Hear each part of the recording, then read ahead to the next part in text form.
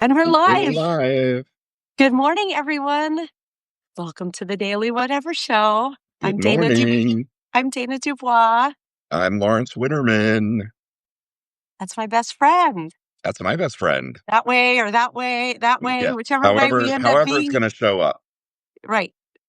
That's my best friend. That guy right there.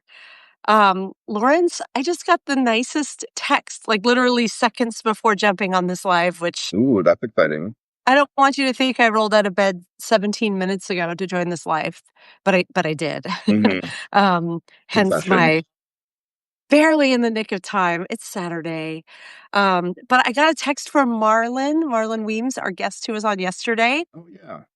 Yeah, and he said, "I can't stop thinking about how great your show was. Oh, Your show is." My wife was listening and she loved it too. I'm paraphrasing because it's on my phone and I'm going live through my phone, so I can't read it. But it just totally made my day, and I didn't have a chance to message back because I was like, "Gotta get on this live." So, but Marlon, if you're out there listening, like, thank you. That means so much. We loved having you on the show. yeah. That We was were amazing. He was absolutely incredible. We had such a good conversation with him. And, so smart. yeah, just absolutely brilliant. Kind of rolled with the punches. The moment he dropped his first F-bomb, I was like, oh, we're in. We're He's one good. of us. 100%. And yes, just like so generous with his knowledge and so kind and like such an amazing perspective. So we're definitely going to bring him back on. But yeah, that was such a there's a lot, like, this was a really shitty week in so many ways, but like there are always some lights. So Yeah. thank you for shining that one on me this morning, Marlon, and on all of us yesterday when you were on the show. Lawrence, how are you doing this morning? I'm going to try to join the chat while you answer. Well, you know, I just want to say, Dana, hey, Yes. thank you for the lovely bouquet. You're sweeter than a peach, but you don't know the life of a showgirl, babe. Oh, Lawrence, that makes me so happy. Yeah, I have not stopped listening, and I keep reordering which songs are my favorite. Okay, let's hear, what are your favorites this morning? I I listened mean, you some do get more. that I was just quoting Taylor Swift to you, right?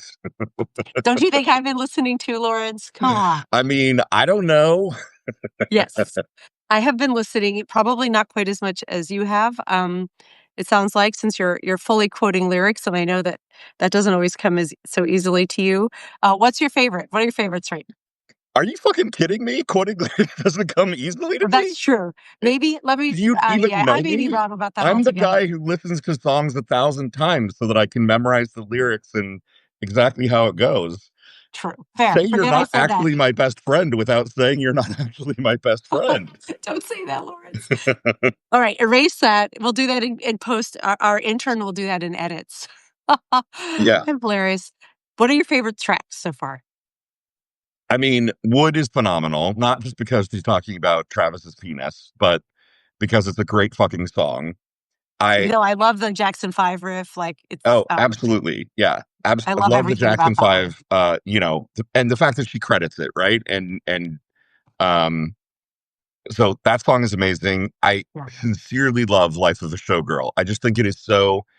It reminds me of Fancy. It reminds me of those like Yes. country songs that sort of tell the story of a woman who's been sent Yes. to live a life of iniquity because that's the only thing her family can do. It's such a great story. Live a life. Sorry about that. Um, I mean, New mistake. I love the title track. I'm not a huge Sabrina Carpenter fan. I don't love her songs. Like, Espresso is great, but it's all very milquetoast to me. I just don't hear it. But her voice is incredible. I, And I, that's you- I saw somebody say something like, "How can you tell who's singing which part on Life of a Showgirl?" And I was like, "Do you not have ears? Like right. their voices are very distinctly different. How can you not tell who's singing which part?" Yes, I think that it's quite clear who's doing each part, and they harmonize, like, they sound beautiful together. And I love at the end when they're like, "Thank you very much, good night." Like, it's the perfect way to end that record. Yeah, it's so good. It's so good. Um, Yes. I mean, I like Opalite. Okay, I love Canceled. I love Canceled. I seriously love Actually Romantic. And I kind of Yeah. don't care who she's singing it about, but I love it. Yeah, and I love the story of Ophelia. Why am I having a brain meltdown? The first track, the The Fate Ophelia of track. Ophelia. The Fate of Ophelia. Thank you. I knew I might have it right. Still waking up. I love the Fate of Ophelia better than Opalite. For some reason, I maybe because they're both O's, and they're both near the start of the album. Opalite, I know is Travis's favorite track, and maybe it will grow on me. I think it's a little bland. Come on. He only said it was his favorite track because if he had said his favorite track was Was Wood, one. Yes. he'd be like, I love the song she sings about my dick. Right. But the song she sings about his dick is a great song. And It's a uh, great song. I went live briefly yesterday after work. I don't know that I'm going to reshare it because I was at the park and I think my connectivity wasn't great. And I don't think I was as eloquent as I wanted to be. I may write it more as a story eventually, but like I'm seeing so many negative reviews about this record, and I'm seeing so much negative shit about it on Substack. I saw someone posted something about like, go ahead, finish that draft and post it. If Taylor Swift taught us nothing today, it's that you don't know everything you publish doesn't have to be your best work. And I was like, ow.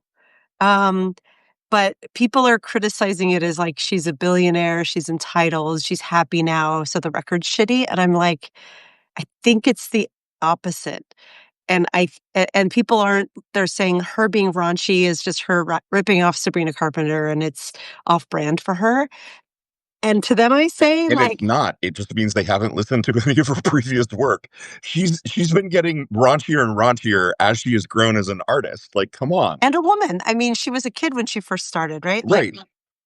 Exactly. Yeah, I think it is so important that she's um, reveling in her romantic moment and that it's a, it's beautiful that she's written this very sexual song of her future husband right. instead of just about random sexual encounters. I think that's important and not often covered in pop music. And like, girl has earned her happiness. It has been hard won, and her happiness is coming with a hero. Like, I know Travis is way more your type than mine. I like the soft voice, like Taylor traditionally has. Mhm. But uh, to her, with with a mild broken heart, I say like, fucking good for you for finding a hero who's just like got your back and is with you no matter what. Like, Yeah. I love it. I love this record, and I love that she's like picturing my dog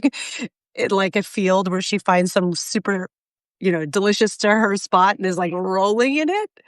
That's how I feel about this record. That she's just like, I don't know what the future holds for me, but right now, this is the era I'm in. And it's not this like smug billionaire, future married lady, boring era. I am rolling in what's giving me joy era. Right. I said this I before that like love people who this. are shaming her in this moment, like, come on. She just bought back her master's, which has been literally a quest for the last decade and a half of her life. She's finally found the man who can keep up with her and love her in the way that she deserves. She is, at the peak of her power as a creator, as a songwriter, as a performer. Her dick is She bigger just than wrapped up a 149 stop tour that was the most successful tour ever and is a billionaire for her art and only her art. Like, she's having a good fucking couple of years. She's allowed to revel in that. And she has this magic to her that uh, like this is a weird confession, right? Like the last four records that she has put out, the first time I hear it, I'm not sure that I like it.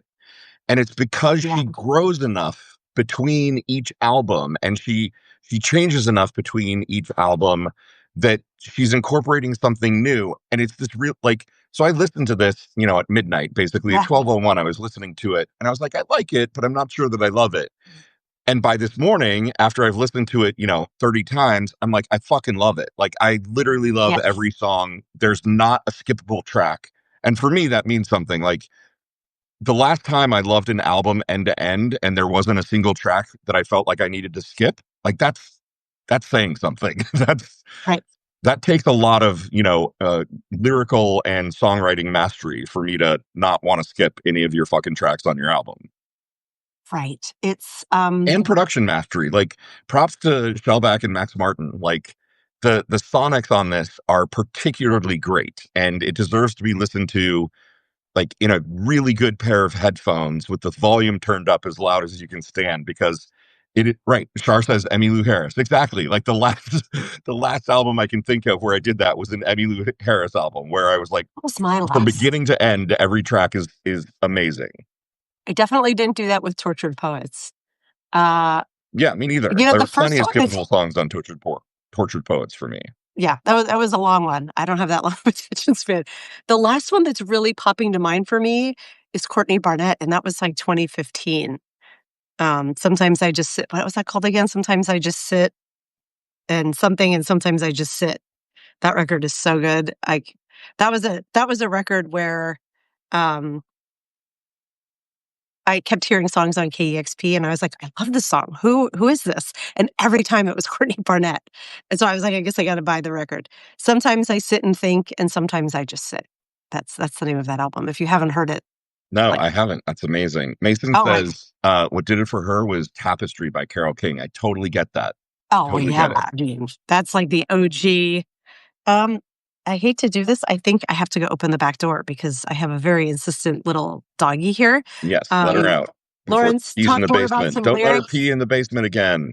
Oh my God. I won't, hopefully. I'll be right back. And then we get Amie on. Hold on, hold All on. right, chat. Amie, we see that you're here. We are bringing you on momentarily as soon as Dana returns, because she controls the buttons in today's broadcast. Yeah, put it in the chat, everybody. What is your last unskippable album? The album that there was no track that you wanted to skip on? And what's your favorite track of off of Taylor's new The album? Taylor record. Mine is Still Wood, though, by Miles. I also love the fact that it's a homonym with homophone. I always mix up it's a homophone and a Yeah, homonym. sounds like. Sounds like with WOULD, Yeah. which is reminiscent of I do. There's like I would, and uh, I don't know Well, if and I that's mean, intentional. would is also cultural shorthand right now for I'd fuck that person. You know, Yes, like, yes, would. would exactly. That's I true. would. I Yeah, yes, and now I love it more. I thought about it more in terms of do I do. I went to that right, because of their marriage, but what like would is I love everything about that. right. Like Pete Um, Hegseth would. would I would not. I mean, I hate him. He's a complete monster.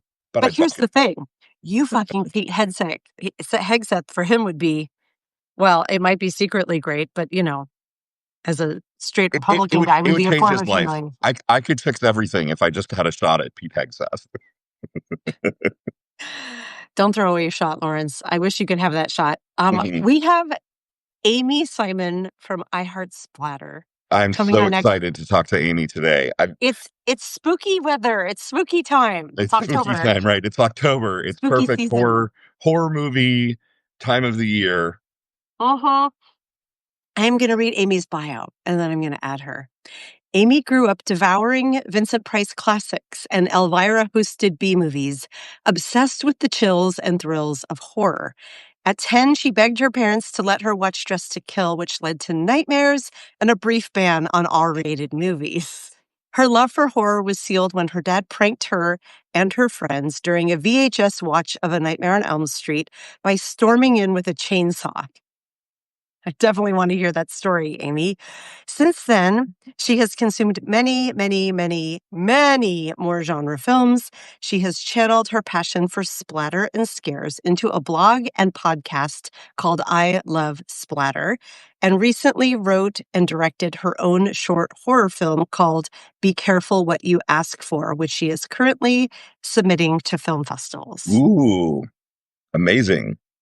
Amie is also a Seattleite, as I am, and a friend, and full disclosure, and a very big part of Three Imaginary Girls. So we go way back, and I am very excited to talk to her.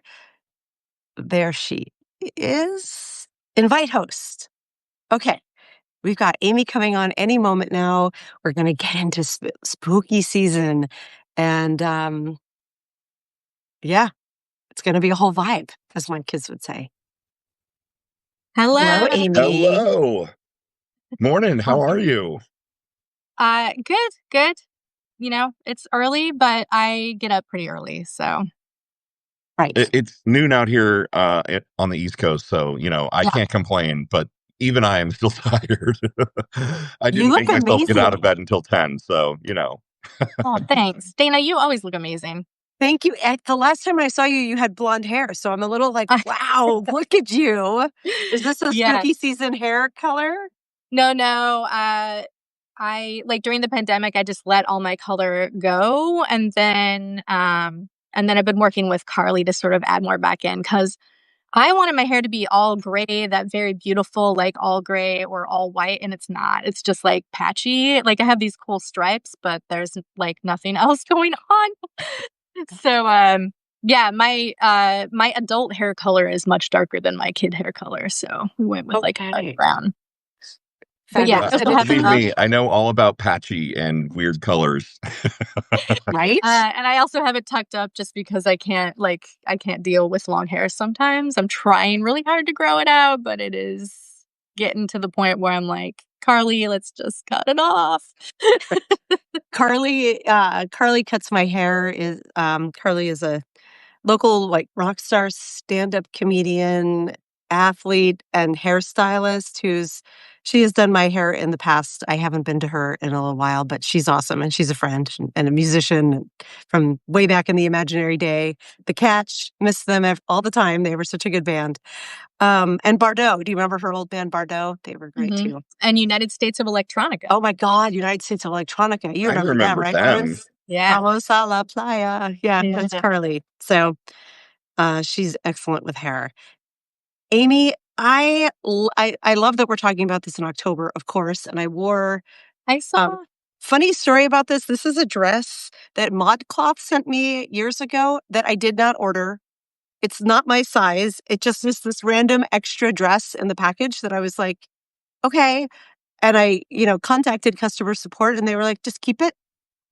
And it doesn't Okay. fit it doesn't fit like tell me if the buttons pop because I don't ever buy things that button here, but I keep it just for this time of year. And for today, Mhm. I was like, the bats right here will be perfect. In fact, let me pull my hair back so that we see the bats.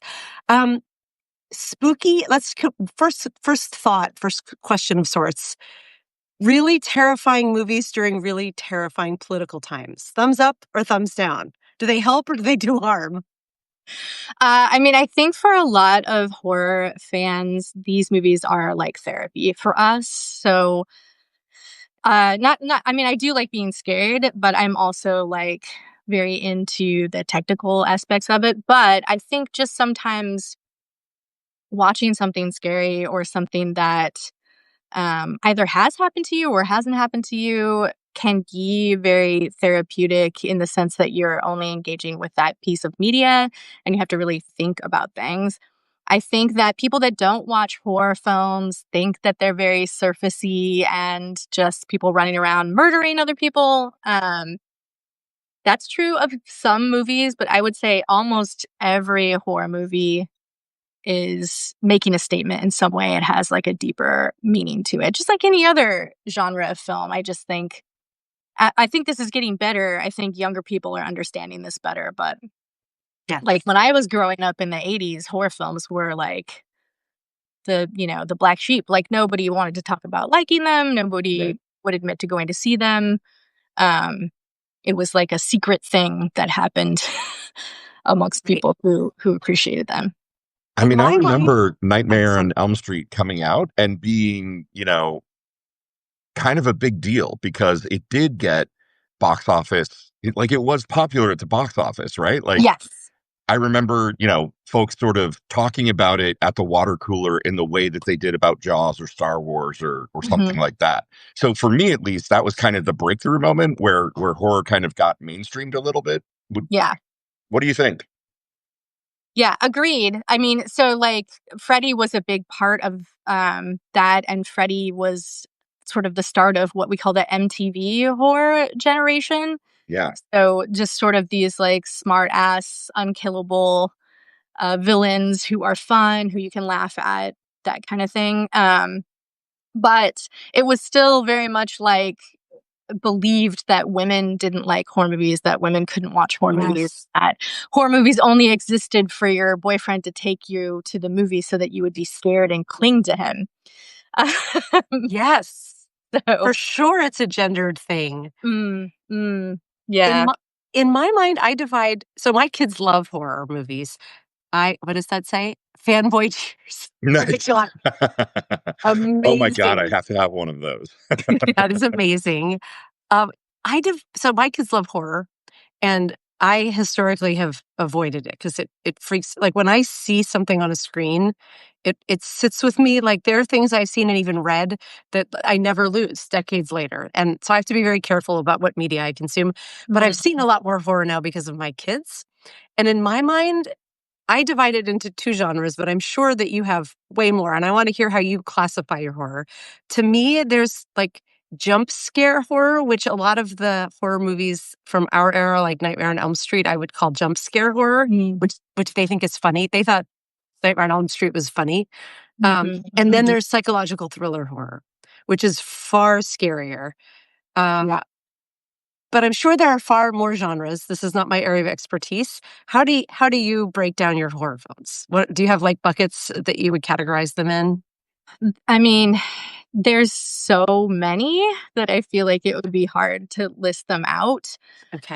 But Maybe some of your favorite kinds of horror then. yeah, well, in thinking about a theme for today, I was like, let's talk about how the horrors persist out in the world and thus they sort of leak over onto the screen. And I was thinking of good for her horror, which, by the way, good for her horror is kind of a controversial term.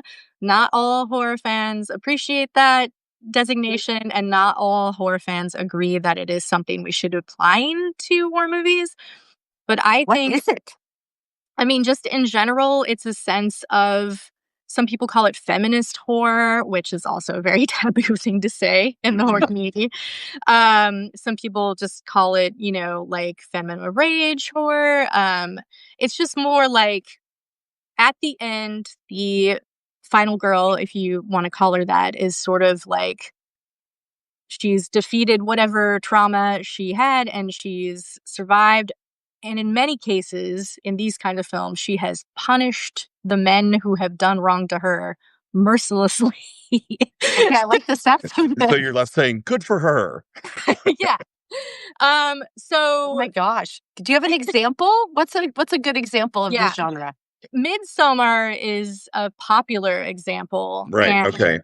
but people hate that because, in essence, this woman does get pulled into a cult, right? She does. Right.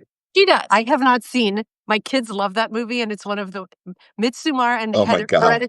Hereditary. I'm like, Dana, you can't do it. You might be able to do Midsommar if you do this when the gory parts happen. But Hereditary, I feel like it would be too much for you I've psychologically. seen parts of it, and I'm like, her kids are getting murdered. No, thank you. I can't. Yeah. So Midsommar, I like to, when people argue with me about it, they're like, oh, I hate when people say that because Danny was abducted into a cult. And I'm like, sure. I think the good for her part comes from she literally has the most terrible boyfriend. Like, he's just very bad, the worst boyfriend ever, Christian. And his name is Christian. His name is Christian. It's probably not that's probably intentional.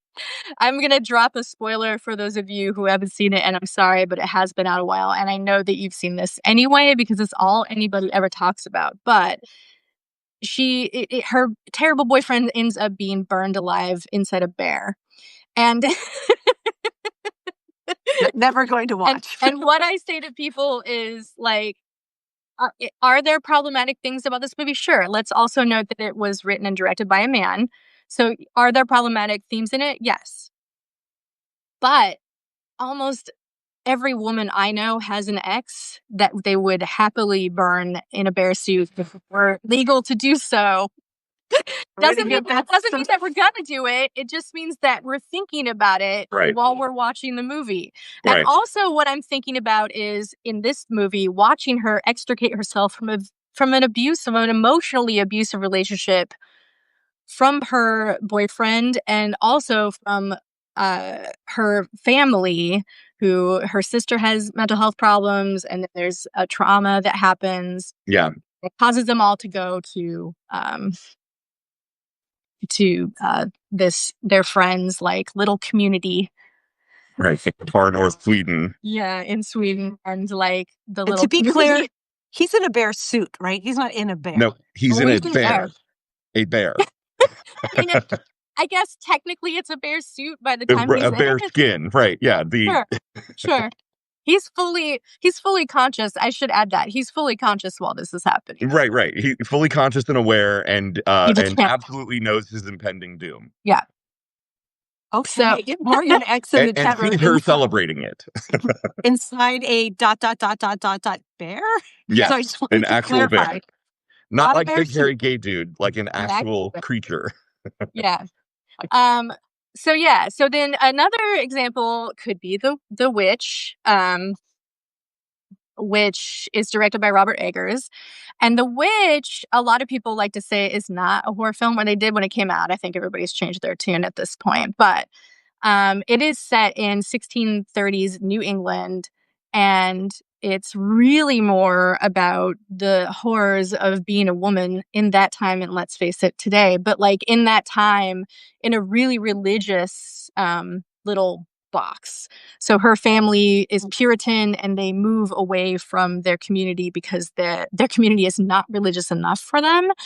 And the Thomason, the teenager, is now of breeding age, and so lovely breeding age. Yes, there's a lot of things that start happening, and she is blamed for literally all of them by everybody in her family. But at the end of the movie, she finds her freedom, and it's beautiful to behold. So, okay, so all right, I've got to see this looking... one. I haven't seen it. My kids are still asleep. Yeah, but they are like, they love horror, and I'm like, I'm gonna have some Halloween recommendations. The Witch, top. Yes, they might think it's boring because it is, it's set in 1630s New England, so, and everything is very authentic. Robert Eggers is like a very authentic filmmaker. Like, he found the wood that they actually used to build houses in that time and used it. He found a costumer who could get like fabric that was as close to, like, it's dead on. And they are speaking, it's not quite like today's English, essentially. Right. So I think your kids might be bored, Dana, but I think like you might like it. You might be into it. And remember, my kids are 17 and 15, so they'll love their favorite horror movie, or at least Ainsley's. I don't think Nico's seen it. Was The Orphanage, and they saw that years ago. So right. Yeah, and it's great. It's really good, and there's just a lot of symbolism in there about becoming a woman and that hell, and like, your mom competing with you and your dad not trusting you, and on top of all the other religious stuff. Right. Wait, is that 1630s America or 2030s America? Because it kind of seems like 1630s New England America. So like they're and also our future. It also sounds like the direction we're heading. Like, it could be remade 10 years in the future. It's like then some things have changed, but not much has changed, and we're just going backwards now. And I'm sure this is probably exactly the world that everybody in charge would love to create. Right. So, the family moves away because the other people aren't religious enough, and the woman gets blamed for everything. That sounds like, Stephen Miller's wet dream, basically. Yeah, none of this sounds familiar. I don't know what you're talking about, Lawrence. This is just fiction. It's just horror movies. Right. Yeah. No. So, Amie, what's a current favorite? Like, what's something that's come out within like the last 6 months that you would really recommend to everyone? Well, this is a bit beyond the last 6 months, but The Substance is one of my favorite movies of all time. Mm-hmm. Coralie Fargeau is an amazing filmmaker. The Substance, like, watching that as a 53-year-old woman was mind blowing to me. Yes, because I haven't seen it, but my kids have and have told me about it. I would like to watch that one. It's so good, and there's so many layers to it, because it's like, you have Demi Moore, who's 62, playing a 50-year-old woman, and the second that she turns 50 is like ostracized by her peers. And then she just desperately does this crazy thing to get her youth back, and of course, chaos ensues.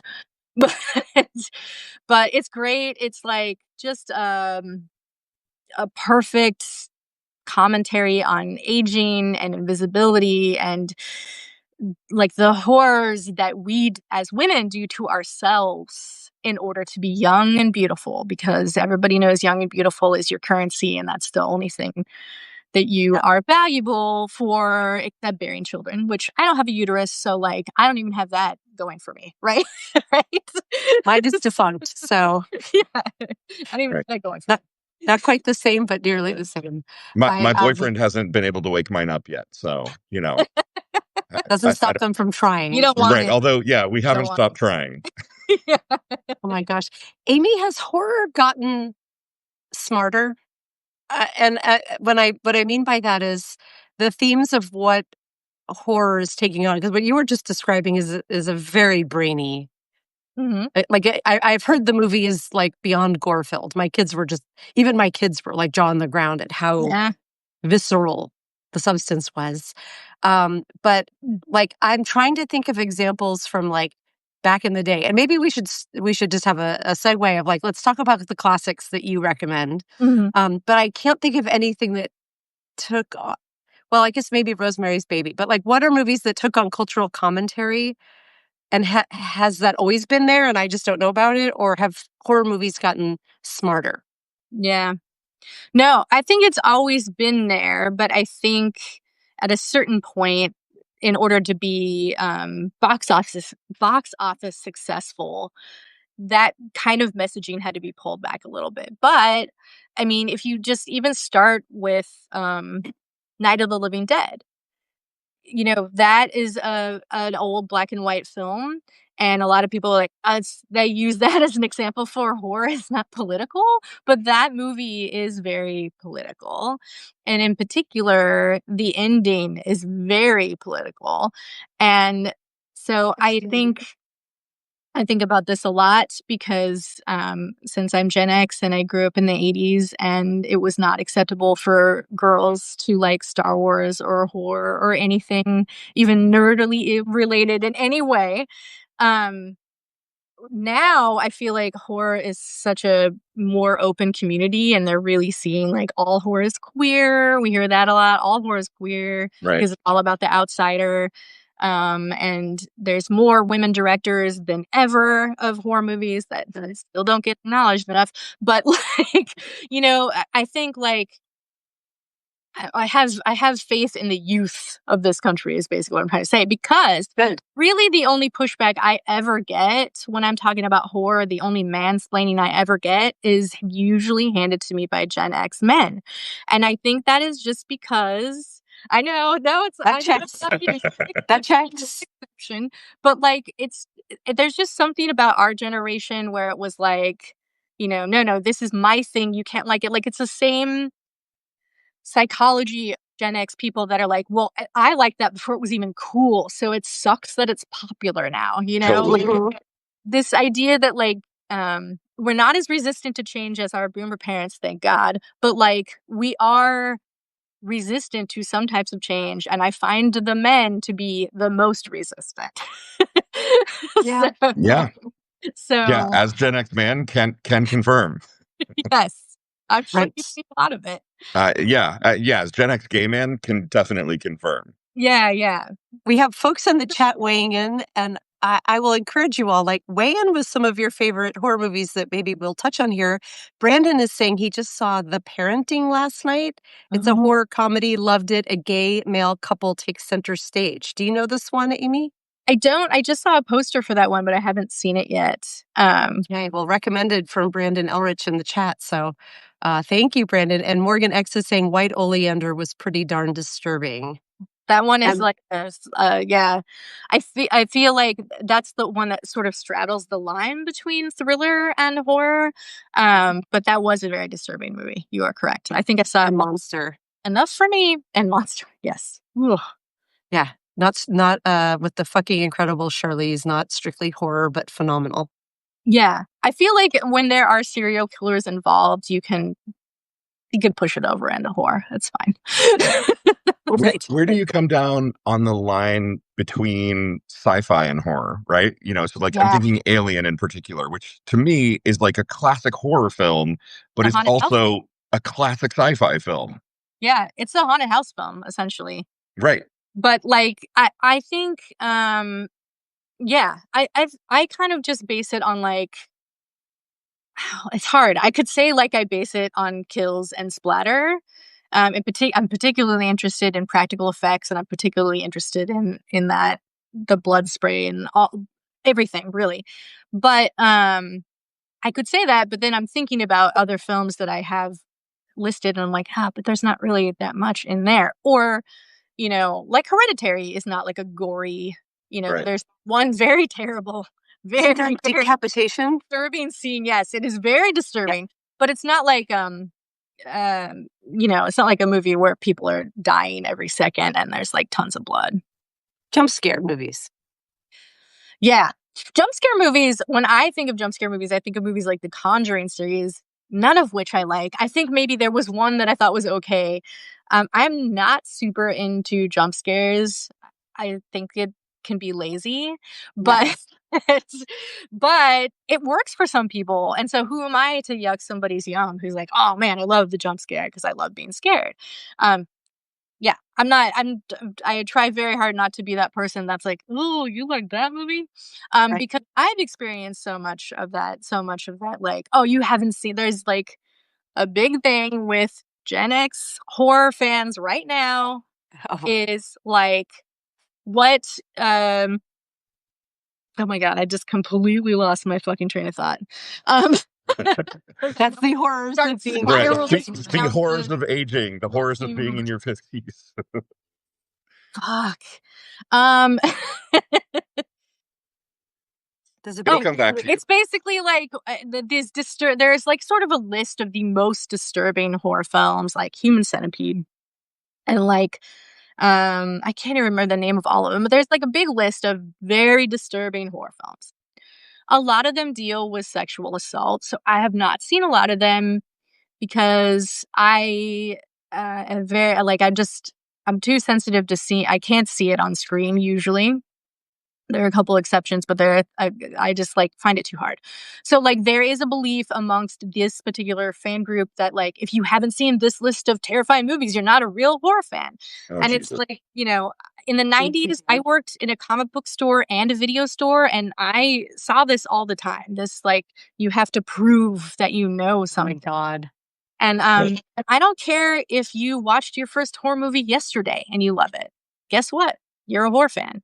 Right. Like Right. there shouldn't be a list of criteria that you need to guess. And I got a lot of stories about that, and I'm happy to come back and talk about stories. Yeah, all the gatekeeping There's- bullshit is so stupid. Oh my god, gatekeeping. They're Yeah. stupid. Do you have a list, Amie? You're referencing like that you have a list, and if you came prepared with a list, like girl, bring it. I do. Nice. So The Love Witch, directed by Anna Biller, is amazing. It's like a very biting satire about a witch who seduces men and then ultimately ends up really disappointed by them, so she just kills them. It's got a very 60s Girl, same. Yes. Got a very 60s aesthetic. It's very fun. Like she's part of a coven that is run by a man, and so there's a whole like deeper level there as she's thinking about that. But it's really more just she's the lead actress is incredible. Anna Biller, I don't think, has made another film since, and that's such a shame because she has a lot of good things to say. Amazing. Is that a newer film? When did that one come out? I want to say like 2016, but it could be older. Yeah, The newish. Newish. All the ones I picked are mostly newish. I didn't pick any. We're taking notes because we're going to publish the what you are recommending we watch this spooky season leading up to Halloween, because we've watched Hocus Pocus too many times and my kids are too, they've aged out of that by miles. But that's my speed of horror movie. That's funny. Well, Practical Magic. I would recommend Practical Magic. I think that's a beautiful movie. I think it's so sweet and like Practical Magic. Okay. And it's also about a woman escaping an abusive relationship by murdering him. But like, it's a very sweet movie. It was filmed on Whidbey Island, and it's just Oh, I didn't know that. yeah, it's very. I love that movie. I'm happy they're making a sequel. Okay. Okay. So, in addition to The Substance by Coralie Fargeau, I recommend her first feature, Revenge, which is about sexual assault, but written and directed by a woman, done not no exploitation, just like very like not it's not it doesn't make me like freak out, basically. It's just like, okay, well, this happened, and then you get to see her just go ham on these three men who have decided that she's not worth anything. So, Wow. and what I also love about it is that the main character, Jen, is very sexy, very flirty. There's not you get this real empowerment of like, that whole like, well, what was she wearing? Why was she flirting? I can't, she was dancing with him. All of those things are wrapped up in there, but she is such a strong, amazing character that you're just like, yeah, fuck that. Like she can do whatever she wants, and it doesn't matter. This should not have happened to her, which of course we know, but we need reminders about, right? Because the world is still feeding us now, especially that Yeah. message. So like the message that it's all on the women and not on the men, and teach your daughters to cover up and teach them not to walk Putting all the late hearts at on that night, one right and there. all of that, instead of fucking teaching the men like, hey, why don't you not fucking touch somebody if they don't want you to touch them? How about you leave it Girl. alone? Right. So, Okay. So okay. Revenge. That sounds like a must Revenge. watch by the maker of Substance, her earlier movie. Yes. Yes.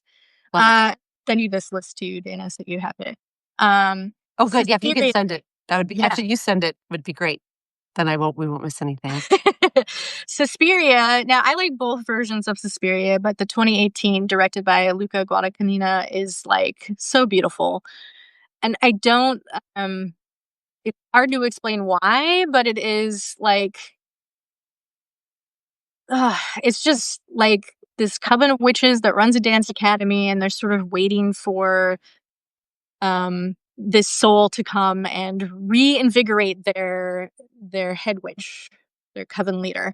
And there's like so much like art and beauty and innocence, and like the sexual chemistry between oh gosh, I can't remember her name, between Dakota Fanning and Tilda Swinton is insane. Like it's insane. Like it's never it Oh my doesn't God. Could I just say the sexual chemistry between Tilda Swinton and anyone would yes. Would be But like insane, just right? the way they look at each other, you're like, ah, you wow. had me at Tilda Swinton. We're gonna watch that one. The only prominent male in the movie is also played by Tilda Swinton. She does a dual role where she plays an old man, Nice. old Awesome. Jewish man, and and um and Dakota Fanning. I just can't stop looking at that woman. Like I know my pansexual ass is like really into so much stuff, but like Dakota Fanning just takes my breath away every time I see her, and she is brilliant in this movie. Who did you say the director was on that one? Luca Guadagnino. Isn't that the same guy that did Call Me by Your Name? Yes. Oh my God. Oh. Okay. He also has another horror movie called Bones and All, about two cannibals in love that I just love it so much. So Bones and All is another recommendation. But the Suspiria is just something special. I don't know how to explain it. And this is one where like if you say you like it, people are like, well, Dario Argento's version was better. Dario Argento's version is great. I love Dario Argento's version. This is like speaking on a level. Horror Nice. film fans sound so exhausting, Amy. I'm just like It's like really random. Trust me on Gen X music fan. I'm like, yeah. that's not the original. I do know. Music bros, film bros, it's all the same. It's all Same thing. I have a question from the chat. I hate to interrupt your list, but I don't want this one to slide past and not get called out. Gloria has asked, what would you recommend someone who isn't a horror fan to take baby steps just to say I watched a modern day horror show? What would be a good like entry level modern day horror film. She had said earlier that she watched Vincent Price back in the day and that hasn't seen horror since. Yeah, that is a tough one because it's like horror is so subjective, and what scares you is so subjective. So, like, I don't know. Oh, go ahead. Brandon may have your answer because he's saying, what do you think of some horror TV Mm. shows like Wednesday and The Mhm. Haunting of Bly Manor? Maybe that's a good place to start. I wouldn't call her, I don't think of Wednesday as horror, but maybe it starts on that path a little and it's cute. I mean, Yeah, I really liked the Wednesday series. I'm a huge Mike Flanagan fan, and so I love all of his shows. I feel like The Haunting of Bly Manor might be too rough for somebody just starting out. Like, it is not only is it devastating in a grief perspective, but it is also just like there's a lot of very terrifying ghosts in that. But maybe if Mhm. don't bother you, it could be okay. What about something like Get Out, like Jordan Peele Get Out, which is I social wanted to ask about all the Jordan Peele commentary. films and what you thought. And Get just Out is Jordan Peele is an amazing filmmaker, and Get Out is so good. Yeah, you could try something like Get Out because it's not particularly bloody, but it is very scary and Yeah. also very relevant. Very relevant. Very so relevant. politically relevant right now. Go watch Get Out. I mean, it's like I love that movie. I've seen my kids brought that one home and I was like, wow, this is so good. And it's so politically important to watch Yeah. anyhow. So Gloria, there's one. Might I also recommend Ginger Snaps, which is about a teenage werewolf, and it is it's written by a woman, is directed by a man, but it is great. It's made in the '90s in Canada. Ginger Snaps is not particularly gory, but really great practical effects, and the two sisters in it are amazing. So definitely recommend that. I don't know if that one's streaming anywhere. It might be. I was gonna say, if you're in Seattle, go to Scarecrow Video to rent these things. You can also rent by mail from Scarecrow Video. So check out Scarecrow Video first, but a lot of these are probably streaming. I don't know if Ginger Snaps is, though. That might have to be a physical media. Lucky is one I wanted to mention because I feel like Lucky is an indie horror film written and starring Bria Grant and directed by Natasha Kermani, and it did not get a lot of press. And I thought it was so good. It's a supernatural slasher about a woman um, who keeps getting terrorized over and over again by the same man breaking into her house and trying to kill her. And it's the commentary part of it is like, this keeps happening to her. This is not a dream she's having. This keeps happening to her, and the people around her shrug it off. So like her husband's like, uh, it's probably your fault anyway. What? The police act as if she's making up the intruder and hiding details, and my God. even her sister says, these things are tough. It's just the way they go sometimes. Life is hard. You just take it one day at a time. Is it like a Groundhog Day kind of thing where she's like reliving this over and over again?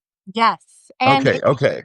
it's just very much like commentary on like, this is what women deal with every day. You know, we have to look at every man around us and be like, oh, that guy could kill me. Great. Okay, I'm going to keep him on my radar. But this is like the idea, the society, we live in a society. The society we live in is like constructed around the fact that if something happens to us as women, it's our fault somehow. And we're overreacting and we're making a big deal about it. And it was just a joke. Yada yada yada. And this is the one. This one is on the list. This is not a starter horror film. No. This is your list. This is on the list. It is pretty violent. In addition to them showing violence against the women, because the film is trying to make a point, which is like showing these women being brutally attacked, and then the women having to go, "Oh, I should be more careful." Or something. So it is, I think, a little different than most horror films, and I think that might be why it didn't get a lot of press. I feel like a lot of people have not even heard of it. But Lucky, directed by Natasha Kermani, I think it's streaming on Shudder, AMC Plus. It might be streaming somewhere else. Okay. So here's a question. What is a film that you hate? Like, is there like a horror film that you hate that everyone else loves, or something that That's a just great sticks out to question. you as like this is an example of what I don't like in the horror genre? Malignant is a big one that came out a few years ago that everybody loved and I didn't. And then Terrifier, the Terrifier series. So Malignant, I get what the filmmaker was trying to do. He was trying to make a very over-the-top sort of comedy. It did not work for me at all. And it is yet another movie that said it was filmed in Seattle, but it wasn't. It was filmed in Vancouver, and they just did establishing flyover. So I found that Yes. irritating as well. It's so hard to watch when you live here and you're It's like, so that's not totally. We were Seattle. talking about this the other day. It's Yes. absolutely crazy making. It is They crazy. show the obligatory Space Needle shot, and then suddenly it's downtown Vancouver, and you're like, no. No, because it's like that's not Seattle, and I can tell it looks kind of like Seattle, but it's not Seattle. I can tell, you know. Right. So, but that's a Seattle snob in me. Malignant, and then the Terrifier series is just incredibly violent for really no reason that I can see. I shouldn't say the series. I've only seen the first one because I had no interest in seeing the next two. But it is one that everybody loves. Everybody loves the villain, Art the Clown. Everybody's very into it. For me, I thought it was too sexist and just too like I don't think I'm not a big fan of gore just for the sake of gore unless it is comedy like Dead Alive or something or The Substance where it's just like pour all the blood all over the screen and go for it. Pour all the blood. The Yeah. truck backs up and just Yeah. the shining elevator door opens and blood comes. There is, from my short film, there is blood splashed on our back fence and it's just there. It's just going to be there forever. Right. Oh my gosh. I know we're a little short on time and I really want to talk to you about your film. So I'm glad we're shifting there. Also, I can stay a few minutes over if you all can. You've made a film. I didn't know this, Amie. I didn't know it until I read your bio last night. I was like, what has Amie been getting up to? Tell us about your film and what you are hoping for this, for getting this film out into the world. I I wrote this script. It's very short. It's like less than 7 minutes. I wrote this like 2-page script a couple years ago just because I've never written a screenplay before. I had this idea and then I showed it to my boss and co-founder at Smart House, and they were like, Amie, we should just make this. And I'm like, what? That's crazy. I don't even know how to do that. And they're like, no, we'll get you a producer and like we'll figure it out. And so I think like a year went by and we kind of all didn't really think about it. And then another year was approaching and my boss was like, listen, we got to just make it. Let's just set a date. We're going to film at the end of June. We'll get all the people you need. We have a producer.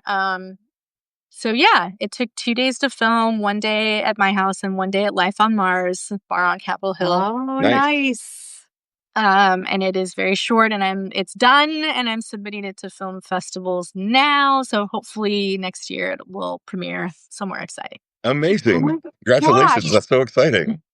I'm so excited for and proud of you. Like Thank you.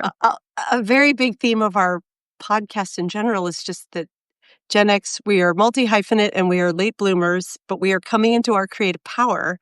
Mhm. And we're kind of hitting this place where we're like, fuck it. We got to do it now. Yeah.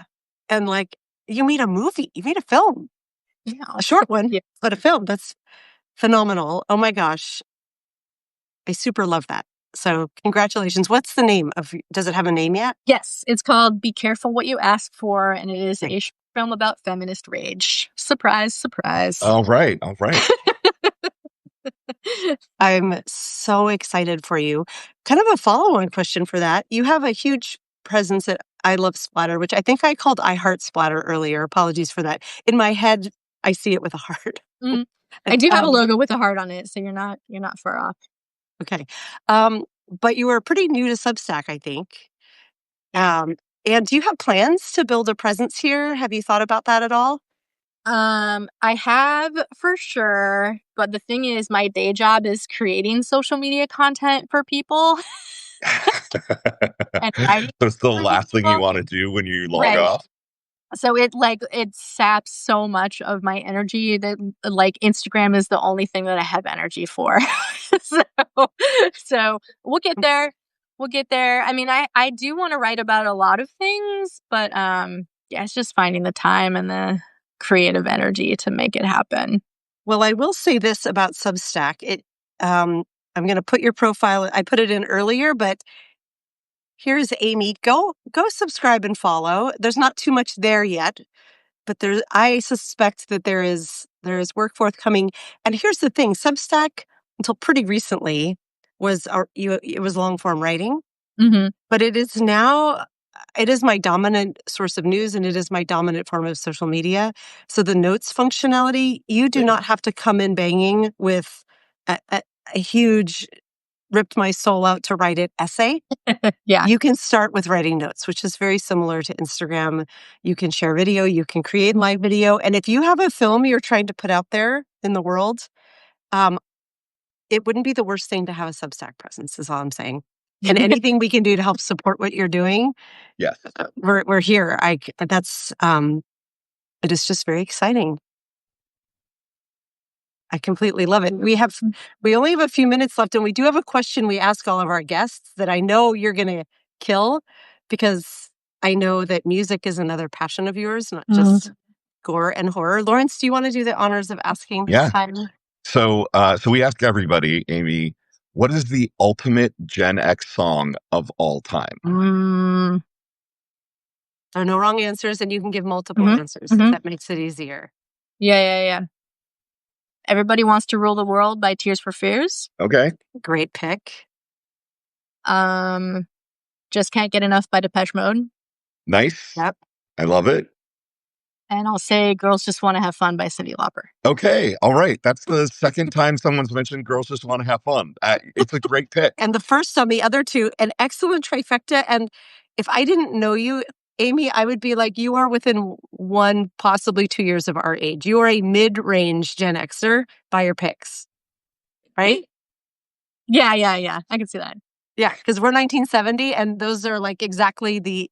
Yeah. There are folks who come on and they're like the Cranberries and Nirvana, and we're like, you were born 75 or later, and they always have been. It all depends on. That's so I funny. mean, it's a 15-year span, and some people interpret the question of like the songs they came of age with at like when they were kids and they were starting to discover their own music, and other people think of it as their young adulthood. So, yeah, I love your picks. Thank you. Love. Tears for Fears is like, to me, Lawrence has heard me nerd out about this. The pick needs to be a song that other generations don't really relate to the same way. And while people know Tears for Fears now, I mean, weirdly, my eldest loves Tears for Fears. She loves Head Over Heels.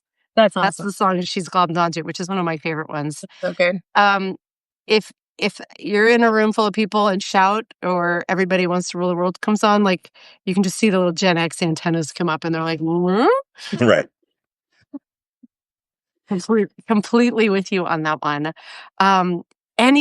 Any more things quick list? What do we need to watch in October in order for our Halloween spooky season to be complete?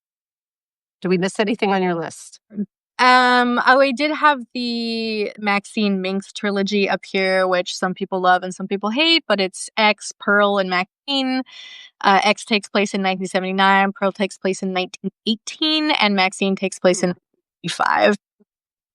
They're more typical slasher movies by Ty West, but there is also, particularly in X, a very interesting commentary on aging and older, like way older women versus very young women, and this idea that older women don't have desires, but they do. Obviously, they have sexual desires and sexual needs. And so there is and sort of like the way that people think age and old people are gross or like, weird or, that to be discarded, essentially. So I love that about X. Pearl is a great, like, just sort of emotional journey through all of the pressures that women feel. This was in 1918, so of course a little more strict than now, but like we've said this whole time, probably trying to head back there. And then Maxine, I just love because it's so gloriously 80s, and Kevin Bacon plays a not great guy, and like, Nice. I think Mia Goth is an incredible actress, and she's in Suspiria also. She's been in a lot of great films. I don't know why she's married to Shia LaBeouf, but okay. The heart wants what the heart wants. Right. Sometimes it Yeah. doesn't Who can make explain? sense. But yeah, so I like the Maxine Minx trilogy. It's also funny. It's funny. It's good.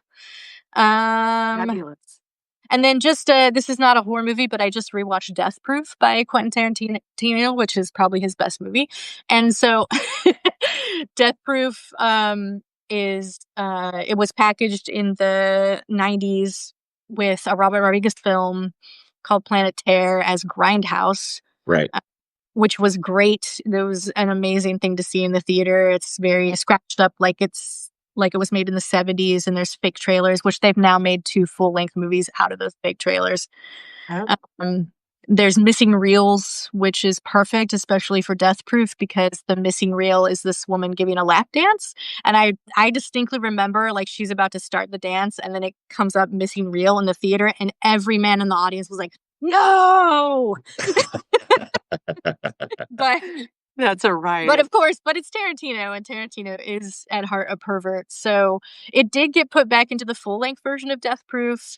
And I just rewatched it, and I was like, man, that's a great film. So that Death Proof starts out with 3 beautiful women going out to celebrate a birthday. They're being stalked by this serial killer who uses his death proof car to ram into people's cars and kill them. Played by Kurt Russell, which is a great role for him. Mm-hmm. So he kills the first 3 women, and then he encounters another group of 3 women. That's Rosario Dawson, Tracy Toms, and Zoe Bell, who is a stunt woman, and this was her first acting role. She did all the stunts for Kill Bill, all of Tarantino's movies for Uma Thurman. But anyway, they basically, like, in stalking these 3 women, he makes a huge mistake in underestimating that.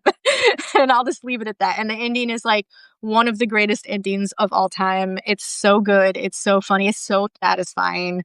So I recommend Death Proof. Death Proof could be one that's not really a horror movie. I mean, it is in that people are killed and there is gore, but it is more actually just way more like so much joy watching these 3 women just like be powerful and be like, fuck that. We're not getting. Yeah. Oh my God, I love it. Seconded. It's a great movie. Yeah, I haven't seen that one. Noble Blend in the chat is saying, I love Death Proof. It's so freaking good. So that one's getting a lot of thumbs up.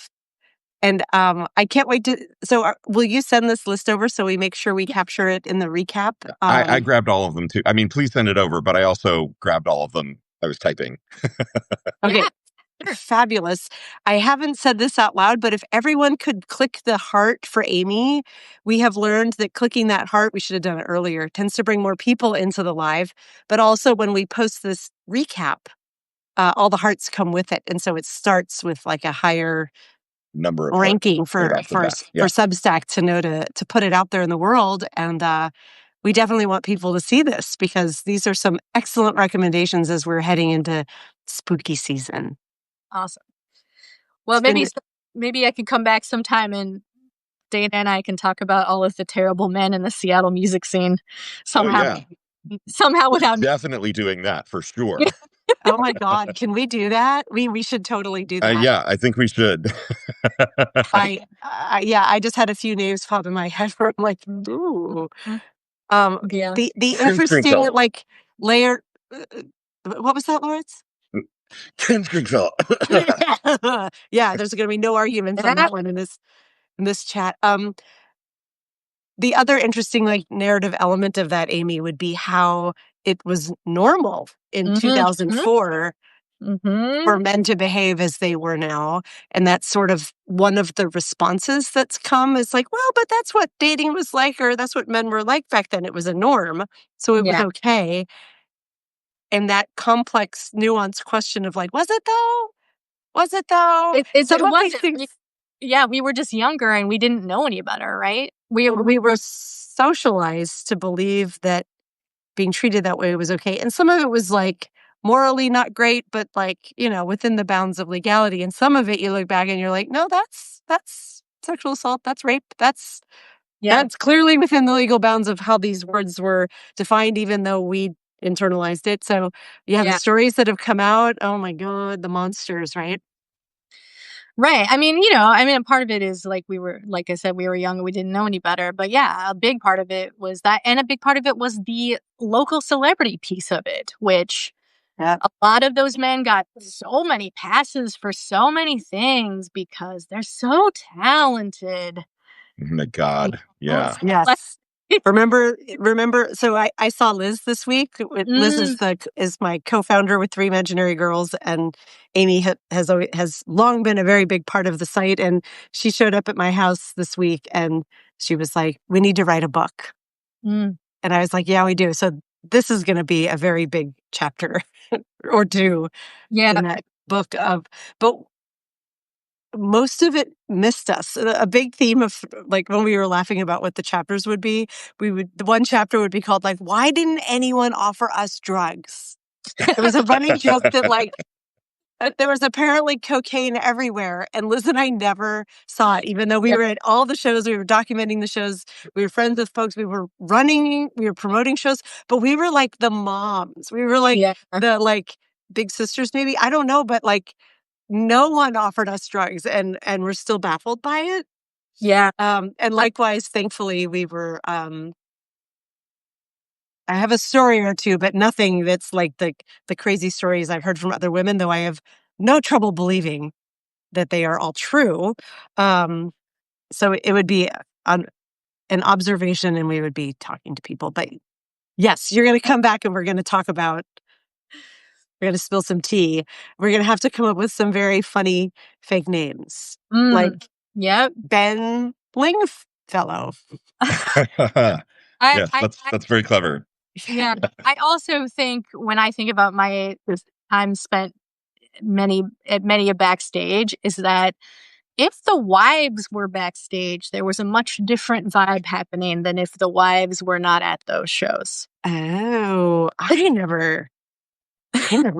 Yeah, I want to hear those stories. So yeah, we're gonna dishing on. Oh my gosh, I know so many women. That one would have to be like Lawrence. We would need like the restream tool that allows like 20 people on, and a moderated panel of like, okay, what's your story next? Right. Yeah, we could do that. We could make that happen. Oh my gosh, that would be horrible and cathartic and empowering. All the things. Yeah. And we'll make that happen one day. Also, please don't sue us. This is just all hearsay. And actually, this is just personal experience. Right. So we're allowed to talk about our lived experience, and if not going to get any deeper than that. Amie? Yeah. You're amazing. Thank you so much. So happy that you came on. Anytime you want to get up and running on Substack, if your film gets picked up and you want to help promote it, like we are here for you. We're here to help elevate you, and we wish you nothing but the best. Go follow Amie here on Substack. Go follow I Love Splatter if you want all the best feminist horror movie takes. And I'm wishing everybody an awesome start to spooky season. Yeah. Thank you so much. Love you guys. Mean it. Thank you again for joining us today. Love you, mean it. Bye. Bye.